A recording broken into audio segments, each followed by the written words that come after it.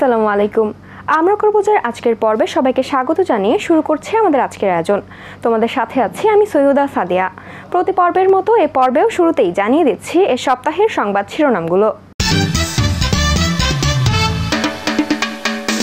বাড়ছে ডেঙ্গুতে আক্রান্ত শিশু কিশোরদের সংখ্যা।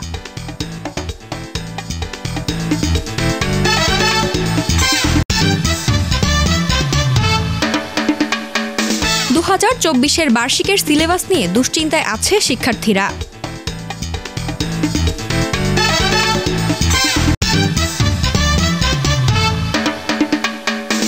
বাজারে চড়া দাম শিক্ষা উপকরণের, ভোগান্তিতে শিক্ষার্থীরা। এবারে বিস্তারিত। আবারও উদ্বেগজনকভাবে বেড়েছে ডেঙ্গুর প্রকোপ। এখনও প্রতিদিনই শত শত মানুষ আক্রান্ত হচ্ছে ডেঙ্গুতে এবং বাড়ছে ডেঙ্গু আক্রান্ত রোগীদের মৃত্যুর সংখ্যাও। ডেঙ্গু রোধে সবচেয়ে বেশি প্রয়োজন সচেতনতা, বলছেন বিশেষজ্ঞরা। বিস্তারিত মোহাম্মদ তামিম আহমেদ বৃন্তর রিপোর্টে। এডিস মশার কামড়ের মাধ্যমে একজন ব্যক্তি আক্রান্ত হয় ডেঙ্গু ভাইরাসে। বর্তমানে ভয়াবহ আকার ধারণ করেছে ডেঙ্গু জ্বর। সপ্তম শ্রেণী পড়ুয়া আব্দুল্লাহ ডেঙ্গুতে আক্রান্ত। সে শারীরিক অসুস্থতা নিয়ে অনেকদিন যাবৎ ভর্তি রাজধানীর একটি হাসপাতালে। কোন ক্লাসে পড়ালেখা করো? ক্লাস 7 এ। ক্লাস 7। তোমার কি মনে হয় কোথা থেকে তোমাকে ডেঙ্গু বাহী মশা কামড় দিয়েছে? বাসায় দিয়ে। ও মূলত আসছিল ওর চক্ষু দেখানোর জন্য। 2 তারিখে আসছে ঢাকায়। তারপর বাসা থাকা অবস্থায় ওকে ডেঙ্গু আক্রমণ করছে, হয়তো বা বুঝতে পারে না। পরে জ্বর অনুভব হয়েছে। পরে আমরা পদ্মা হসপিটাল নিয়ে ওরে রক্ত টেস্ট করি। রক্ত টেস্টে আর ডেঙ্গু ধরা পড়ে। আব্দুল্লাহর মতো আরও অনেক শিশুর দেখা মেলে মুগদা জেনারেল হাসপাতালে ডেঙ্গু ওয়ার্ডে। ডাক্তার কি বলেছে? ডাক্তার বলেছে বেশি করে স্যালাইন খাইতে, বেশি করে ডাবের পানি খাইতে। তুমি কি বাইরে খেলতে বের হও বাসা থেকে? না, বাসায় থাকো সব সময়? বাসায় স্কুলে যাও? হ্যাঁ। আচ্ছা, তোমার কি মনে হয় কোথা থেকে তোমাকে ডেঙ্গু মশা কামড় দিয়েছে? এই স্কুল থেকে। বাসা থেকে? স্কুলে খুব মশা। গত বুধবার পর্যন্ত হাসপাতালটিতে ডেঙ্গু রোগী নতুন ভর্তি হয়েছেন 25 জন। এখন অবধি ভর্তি আছেন প্রায় 120 জন রোগী, যার মধ্যে 30 জনেরও বেশি শিশু। গত মাসে ডেঙ্গুতে আক্রান্ত হয়ে মৃত্যুবরণ করে 27 জন। প্রতিদিনই রোগী বাড়ছে। এখন থেকে যথাযথ পদক্ষেপ নিতে হবে সকলকে। প্রথমে আমি বলবো যারা বয়স্ক এবং বাচ্চা রোগী, প্লাস হচ্ছে যাদের কিছু ডিজিজ আছে, কিছু কোমরবিড ডিজিজ আছে, তারা কিন্তু ডেঙ্গু রোগের আক্রান্ত হার বেশি।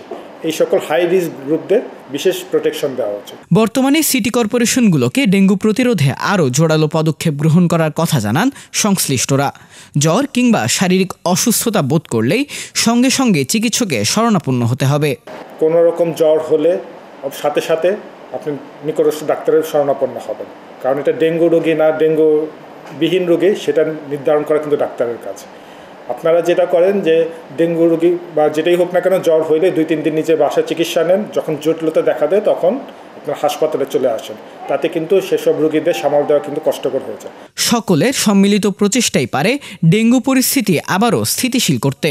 তামিম আহমেদ বৃন্ত, আমরা করব জয়, ATN বাংলা, ঢাকা। 2024 সালের 6ষ্ঠ থেকে 9ম শ্রেণীর সকল শিক্ষার্থীদের জন্য প্রণয়ন করা হয়েছে বার্ষিকের নতুন সিলেবাস। তবে এতে যেন নতুন চাপ সৃষ্টি হয়েছে শিক্ষার্থীদের ওপর।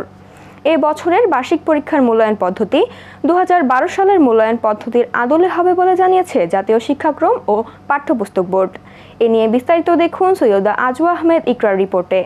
2023 সালে প্রাথমিক ও মাধ্যমিকের 3 শ্রেণীর শিক্ষাক্রম পরিবর্তন হলেও সরকার পতনের পর আবারও 6ষ্ঠ থেকে 9ম শ্রেণীর বার্ষিক পরীক্ষার মূল্যায়নের জন্য নতুন নির্দেশনা দিয়েছে জাতীয় শিক্ষাক্রম ও পাঠ্যপুস্তক বোর্ড।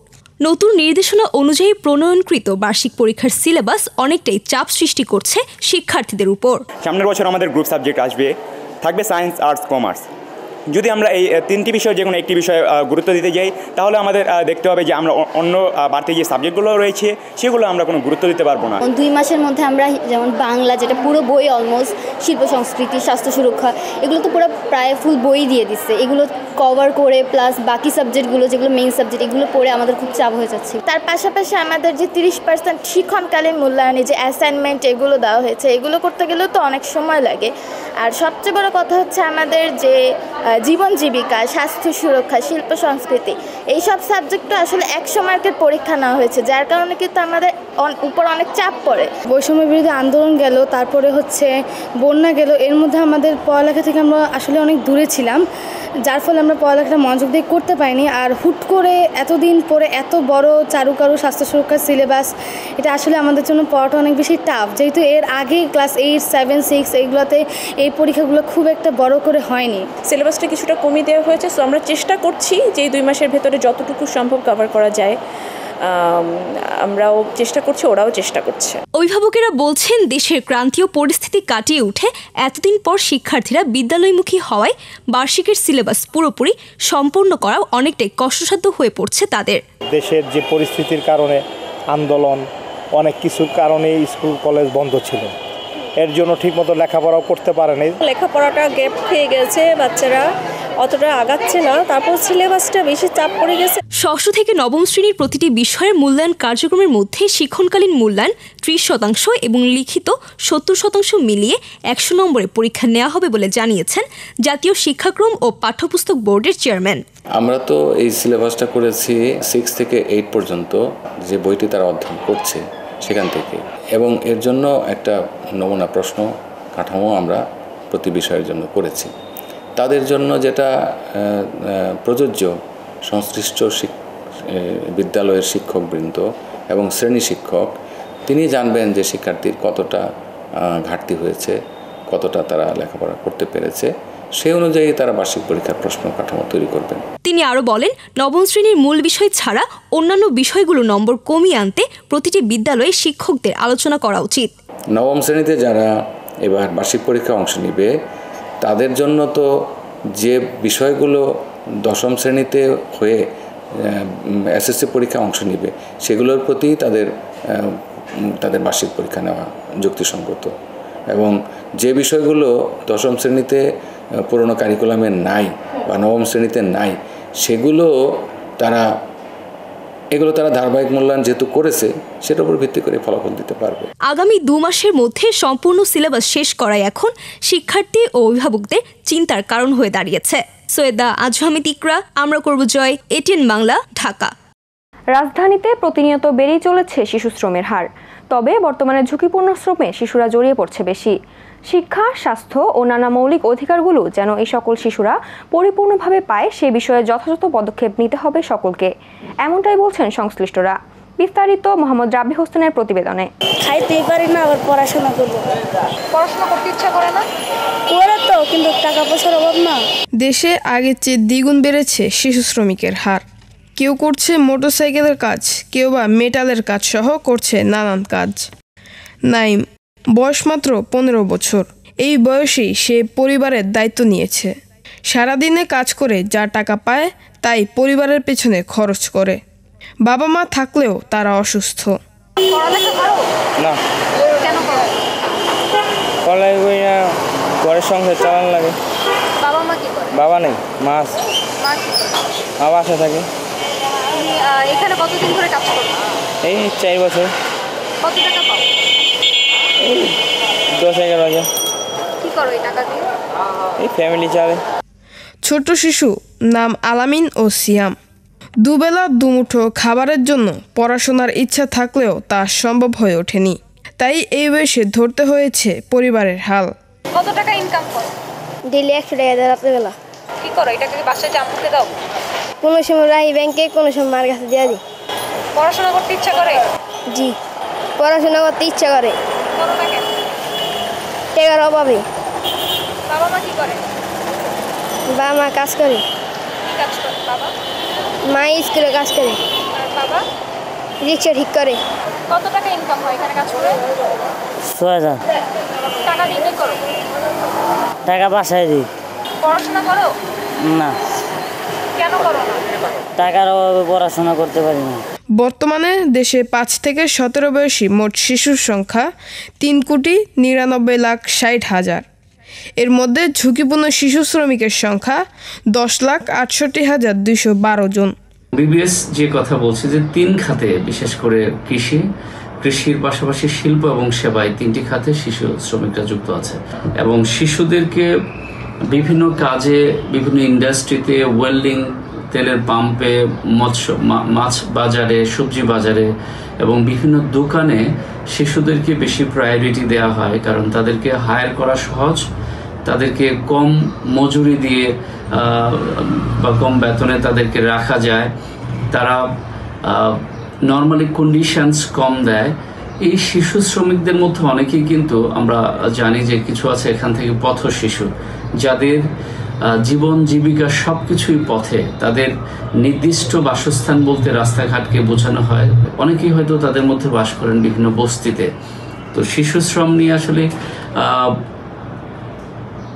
আমরা যারা আছি, সরকারের পাশাপাশি প্রত্যেকটা নাগরিকের অনেক দায়িত্ব আছে।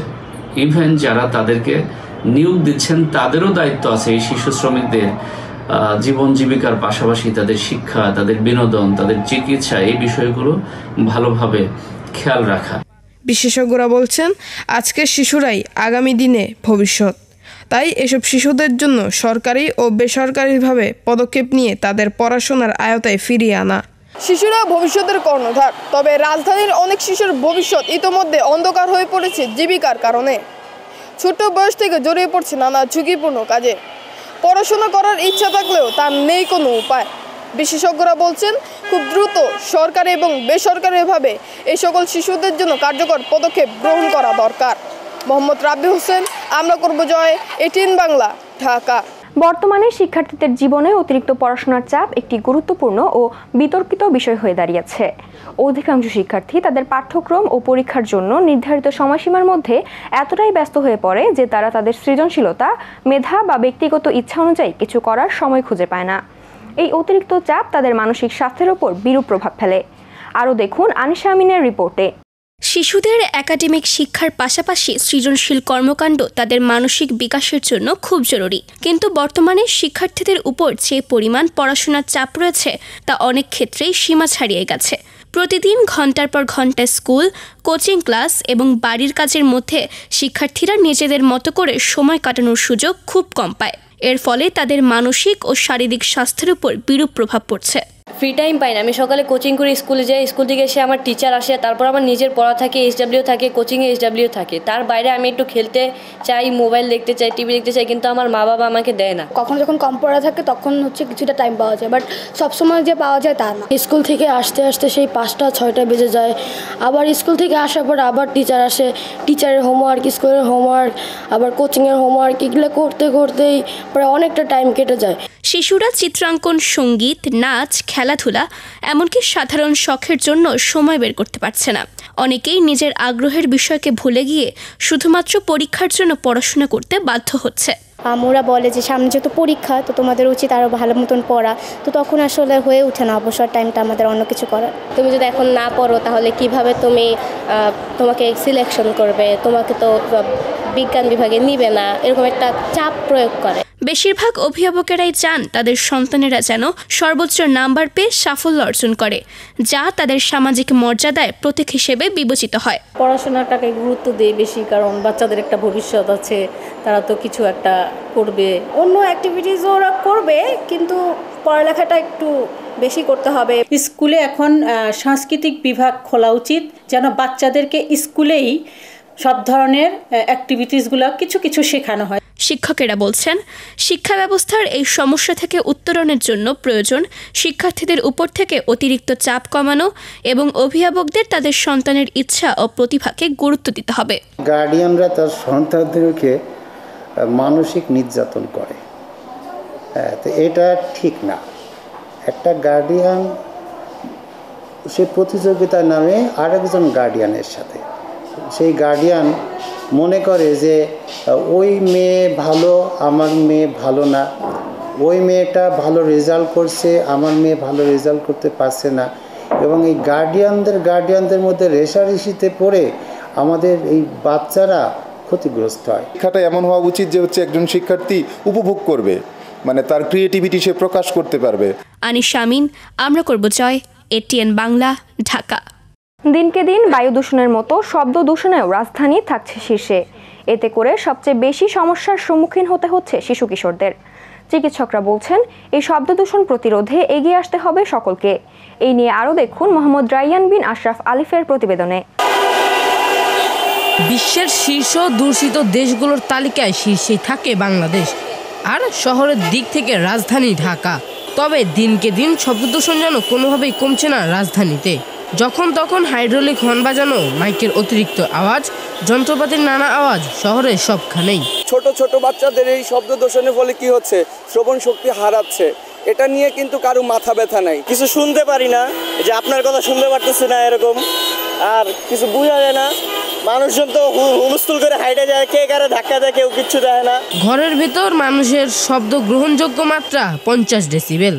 ইনডোর শব্দ দূষণের ক্ষেত্রে সচেতন থাকতে হবে অভিভাবকদের। শব্দ দূষণের জন্য শিশুদের উপর যে ক্ষতি হয় সেটা বড়দের তুলনায় অনেক বেশি হয়। প্রথমে আমাদেরকে জানতে হবে যে শিশুদের উপর কতটুকু শব্দ আমরা অ্যালাউ করব। সেটা হচ্ছে শিশুদের আমরা 85 ডেসিবেলের উপরের শব্দ অ্যালাউ করব না, কারণ হচ্ছে 85 ডেসিবেলের উপরে গেলেই সেটা শিশুদের স্বাস্থ্যের উপর খারাপ প্রভাব ফেলে। যেমন আমাদের যে হাউস হোল্ড জিনিসপত্রগুলো আছে, যেমন হচ্ছে ব্লেন্ডারের শব্দ কিংবা হেয়ার ড্রায়ারের শব্দ, এগুলোতে কিন্তু 90 ডেসিবেল। তাহলে আমরা চিন্তা করতে পারি যে রাস্তাঘাটে যে পরিমাণ শব্দ সেটা শিশুদের উপর কতটুকু খারাপ প্রভাব ফেলছে। বাইরে শব্দ দূষণের কমানোর ক্ষেত্রে সচেতন হতে হবে সকলকেই, এমনটাই বলছে চিকিৎসকরা। শিশুদের প্রথমেই যেটা ওদের ক্ষতি হয় সেটা হচ্ছে শিশুদের মস্তিষ্কের উপর।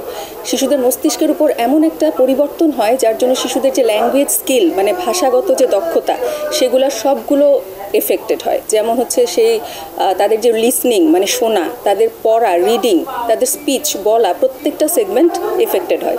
অতিরিক্ত শব্দ দূষণে সবচেয়ে বেশি ক্ষতিগ্রস্ত হয় শিশু কিশোররা। তবে শব্দ দূষণ নিয়ন্ত্রণে সবচেয়ে বেশি সচেতন হতে হবে যানবাহন চালকদের, সচেতন থাকতে হবে সাধারণ মানুষকেও।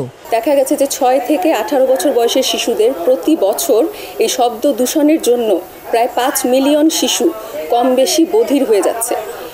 এছাড়া শিশুদের মানসিক যে প্রভাবটা শব্দ দূষণের, সেটা হচ্ছে শিশুদের মধ্যে অ্যাংজাইটি মানে দুশ্চিন্তা, তাদের মধ্যে মন মরা ভাব, ডিপ্রেশন, তাদের সিদ্ধান্তহীনতা, তাদের মনোযোগ দেওয়ার ক্ষমতা সব কিছু কমে যায়। এমনকি শিশুদের ঘুমটাও ব্যাহত হয়, যার জন্য তাদের বৃদ্ধিও ব্যাহত হয়। সকলের সম্মিলিত প্রচেষ্টার মাধ্যমেই সম্ভব শব্দ দূষণ নিয়ন্ত্রণ করা। রাজধানীতে শব্দ দূষণ দিন দিন বেড়েই চলেছে, যার ফলে ক্ষতিগ্রস্ত হচ্ছে শিশু থেকে শুরু করে সকল বয়সী মানুষ। বিশেষজ্ঞরা বলছেন যথাযোগ্যে হর্ন বাজানোর ক্ষেত্রে আইন প্রণয়ন করতে হবে। রায়্যান বিন আশরাফ আলিফ, আমরা করব জয়, এটিএন বাংলা, ঢাকা। সর্বশেষ মূল্য বৃদ্ধির পর আর দাম কমেনি শিক্ষা উপকরণের। বর্তমানে বাজারে দাম বেড়েছে বই এবং গাইডেরও। শিক্ষার্থীরা জানান চড়া মূল্যের জন্য শিক্ষা সামগ্রী কিনতে বেশ ভুগতে হচ্ছে। এ সকল পণ্যের দাম কিছুটা নাগালে আসলে সকলের জন্যই সুবিধা। বিস্তারিত তাসকি আহমেদ চিন্তার রিপোর্টে। শিক্ষার্থীদের নিত্য প্রয়োজন উপকরণগুলোর মধ্যে থাকে কলম, পেন্সিল, খাতা সহ বিভিন্ন শিক্ষা সামগ্রী। তবে বিগত বেশ কিছু বছর ধরে এ সকল উপকরণ কিনতে হিমশিম খেতে হচ্ছে সাধারণ শিক্ষার্থীদের। সর্বশেষ মূল্য বৃদ্ধির পর এখনও তেমন একটা দাম কমেনি শিক্ষা উপকরণের। আগে যে দামটা ছিল তার থেকে আপনার 40-50 টাকা করে বাইরে গেছে দাম। যেমন এইটারই পেপারই স্যাম্পল আগে ছিল দেখা যাচ্ছে 600 টাকা, এখন 680 টাকা থেকে নিচে হচ্ছে। শুধু বই ছাড়াও যদি এখন আমি খাতা কলম কিনতে যাবো, সেগুলোর দাম আমার কাছে কিছুটা বেশি মনে হচ্ছে আগেরকার থেকে। যদি আমি দেখা যায় যে আমি 2-1 বছর আগে যেটা আমি 25 থেকে 30 টাকায় কিনতে পারছিলাম যে কোনো সামগ্রী, সেটা আমাকে 40 টাকার উপরে দিতে হচ্ছে। করোনা পরবর্তী সময়ে দাম বাড়ার পর থেকে খুব একটা দাম কমেনি শিক্ষা উপকরণে। তবে কিছু কিছু অসাধু ব্যবসায়িক সিন্ডিকেটের মাধ্যমে মাঝে মধ্যেই দাম বাড়ান এই সকল পণ্যের। বিক্রেতারা বলছেন বর্তমানে ইন্ডিয়ান কিছু কিছু পণ্যের দাম বেড়েছে। যে মালগুলি ইম্পোর্ট করে আনা হয় ওগুলি তো ইম্পোর্টের ব্যাড ট্যাক্স অনেক বেশি পড়ে যায়। এখন যদি এই জিনিসটা যদি আমাদের দেশে আসি যদি 120 টাকা পড়ে, তাহলে আমরা একটা 30 টাকা বেচতে হবে। আনার উপরে সব বেসিস করে। বিভিন্ন গাইড এবং বই কিনতে আসা শিক্ষার্থীরা জানান বই এবং গাইড এখনও বাজারে চড়া দামে বিক্রি হচ্ছে। এখানে আসছে হচ্ছে যাতে আমার মানে নর্মালি যদি কোনো লাইব্রেরি থেকে কিনতে যাই অনেক বেশি টাকা পড়ে যেতেছে, তো নীলক্ষেত থেকে কিনলে মনে করি যে একটু কম দামে হয়তো পাওয়া যাবে। কিন্তু এবার এসে দেখতেছি আগের মতোই অবস্থা, তো আমার লাইব্রেরি আর নীলক্ষেতে আসার মতো কোনো ডিফারেন্স থাকতেছে না। একের ভিতর সবটা চাইছিলাম, কিন্তু এখন দেখতেছি খণ্ড করে দিছে। লাইক আগের মতো নাই আর কি, একটার ভিতরে যে সব সাবজেক্ট থাকতো ওইটা নাই। দাম একটু বেশি এখন, কারণ সামনে এক্সাম তো আর কি বুঝে গেছে ওরা যে আমরা কিনতে আসবো। বিক্রেতারা জানান কাগজের দাম ধীরে ধীরে কমে আসছে। কাগজের দাম আরও কমলে কমে আসবে খাতার দামও। শিক্ষা সামগ্রী মনে করেন এই যে কাগজের দাম যেটা মনে করেন মাসখানেকের ভিতরে যেটা আপনার প্রায় আপনার টনে 7-8 হাজার টাকা কমে গেছে। সেক্ষেত্রে আপনার প্যাকেটে মনে করেন 10 টাকা 15 টাকা প্যাকেটে একটা কাগজের প্যাকেটে কমে, এরকম করে মোটামুটি সব কিছুরই দাম কমতেছে আর আস্তে আস্তে। তবে প্রত্যন্ত অঞ্চলগুলোতে এবং কিছুটা নিম্ন আয়ের অঞ্চলের জন্য শিক্ষা উপকরণের দাম থাকে হাতের নাগালে, শিক্ষা থেকে যেন ঝরে পড়তে না হয় আর একটি শিক্ষার্থীকেও। এভাবে দিন দিন শিক্ষা উপকরণের দাম দ্বিগুণ হতে থাকলে পড়াশোনা থেকে ঝরে পড়তে পারে অনেক শিক্ষার্থী। অনেক অভিভাবকদের চিন্তায় পড়তে হচ্ছে কতদিন সন্তানকে পড়াতে পারবেন এই নিয়ে। শিক্ষায় ব্যয় কমাতে সরকারের নজরদারির প্রয়োজন বলে মনে করছেন শিক্ষা গবেষকরা। চিন্তা আহমেদ, আমরা করব জয়, এটিএন বাংলা, ঢাকা। গত 15 সেপ্টেম্বর ইম্পেরিয়াল মডেল ইউনাইটেড নেশনের সহযোগিতায় ইন্টারন্যাশনাল গ্লোবাল অ্যাফেয়ার্স কাউন্সিল 550 জন তরুণদের নিয়ে দেশ ও দেশের অভ্যন্তরের বিভিন্ন সমস্যা ও দুর্যোগ মোকাবেলা বিষয়ে ঢাকার গুলশান ওয়েস্টিন হোটেলে আয়োজিত করা হয় একটি আলোচনা সভার। এখানে তরুণরা জানাচ্ছে কিভাবে দেশের নানান সমস্যাগুলো সমাধানে আমাদের করণীয়। এতে উপকৃত হচ্ছে সেসব দেশসমূহ। বিস্তারিত সিনথিয়া জান্নাতের প্রতিবেদনে। তরুণ প্রজন্ম রাষ্ট্রের উজ্জ্বল নক্ষত্র, একটি রাষ্ট্রের মেরুদণ্ড বলা চলে, কেননা এই তরুণ সমাজের হাতে তৈরি হবে ভবিষ্যতের সুন্দর পৃথিবী। বর্তমানে তরুণরাই দেশের যে কোনো সমস্যার সমাধানে ভূমিকা রাখছে। এর সাথে কাজ করে যাচ্ছে ইন্টারন্যাশনাল গ্লোবাল অ্যাফেয়ার্স কাউন্সিল। এই প্রতিষ্ঠানটি দেশ ও দেশের বাইরের বিভিন্ন দুর্যোগ কিভাবে মোকাবেলা করা যায় সেসব বিষয় নিয়ে কাজ করে যাচ্ছে। যে প্রোগ্রামটা হচ্ছে এটার নাম হচ্ছে আপনার ইম্পেরিয়াল মডেল ইউনাইটেড নেশন। এখানে হচ্ছে আমরা বেসিক্যালি যেটা করি এটা একটা model UN conference kind of একটা ডিবেট কম্পিটিশন। এখানে বলতে পারেন যে এটা একটা ছায়া জাতিসংঘ। এখান থেকে ডেলিগেটস যারা এখান থেকে আসলে শিখবে বৈশ্বিক রাজনীতিটা নিয়ে, তারা আসলে আরও অনেক ভালোভাবে জানবে, বুঝতে পারবে। একই সাথে হচ্ছে মডেল ইউনাইটেড নেশন বা ছায়া জাতিসংঘের কার্যক্রম, অ্যাকচুয়াল জাতিসংঘ যেভাবে কাজ করে সেই কার্যক্রমটা আসলে মডেল ইউনাইটেড নেশনের মাধ্যমে তারা দেখছে যে কীভাবে কাজগুলো, প্রত্যেকটা কমিটিতে কাজগুলো হয়, ম্যান্ডেট অনুযায়ী কীভাবে একটা কমিটি পরিচালনা হয়। এর মাধ্যমে আমাদের তরুণ প্রজন্মরা জানাচ্ছে কিভাবে বিভিন্ন দেশের সমস্যাগুলো সমাধান করা যায়, আমরাই বা কিভাবে এই সমস্যাগুলো সমাধানে ভূমিকা রাখতে পারি। এছাড়াও তারা বাড়াচ্ছে নিজেদের ইংরেজি বলার দক্ষতা। আমাদের দেশে প্রতিনিয়ত কিন্তু তর্ক বিতর্ক প্রতিযোগিতা হয়ে থাকে, কিন্তু জাতিসংঘের যে পুনরাবৃত্তি করানো যায় ছাত্রদের দ্বারা, জাতিসংঘের যে অধিবেশন যেটার মধ্যে অনেক নিয়মকানুন এবং ডিপ্লোম্যাটিক ম্যানার এবং ডিপ্লোম্যাটিক নর্মস ফলো করতে হয়, কূটনৈতিক যে শিক্ষাটা আমার মনে হয় যে আমাদের দেশের প্রত্যেকটা শিক্ষার্থীর থাকা উচিত। আমি এখানে এসেছি আমি যেন পাবলিক স্পিকিংয়ে ভালো হতে পারি। এখন এই ছেলেমেয়েরা এতটা পাবলিক স্পিকিংয়ে ভালো না, এত বেশি কথা বলতেও পারে না সবার সামনে। And if you talk in English in front of everyone and give our opinions to everyone what I think about my country. আমি হচ্ছে IMF কমিটি থেকে বিলং করি অ্যান্ড আমার কান্ট্রি নেম হচ্ছে সাইপ্রাস। সাইপ্রাসের থেকে বিলং করা থেকে আমি হচ্ছে সাইপ্রাসের ব্যাপারে অনেক কিছু জানছি, সাইপ্রাস নিয়ে রিসার্চ করছি অ্যান্ড বেসিক্যালি পুরো কান্ট্রির ব্যাপারে অনেক কিছু জানতে পেরেছি। আমাদের তরুণ প্রজন্মকে কাজে লাগিয়ে আমরা গড়ে তুলতে পারি একটি সুন্দর দেশ। তাই আমাদের উচিত আমাদের ভবিষ্যৎ প্রজন্মের জন্য এমন উদ্যোগ বেশি বেশি নেওয়া। এতে বিভিন্ন সমস্যার সমাধান হওয়ার পাশাপাশি উপকৃত হবে দেশ ও দেশের মানুষ।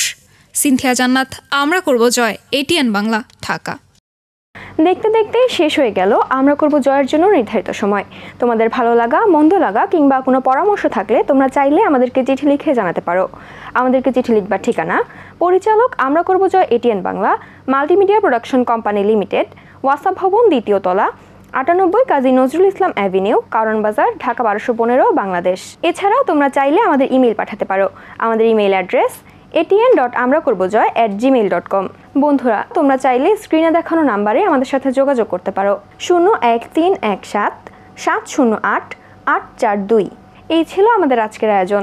দেখা হবে আগামী পর্বে নতুন কোনো সংবাদ কিংবা পুরনো কোনো সংবাদের নতুন কোনো অগ্রগতি নিয়ে। সেই পর্যন্ত সবাই ভালো থেকো, সুস্থ থেকো এবং চোখ রেখো এটিএন বাংলার পর্দায়। আল্লাহ হাফেজ।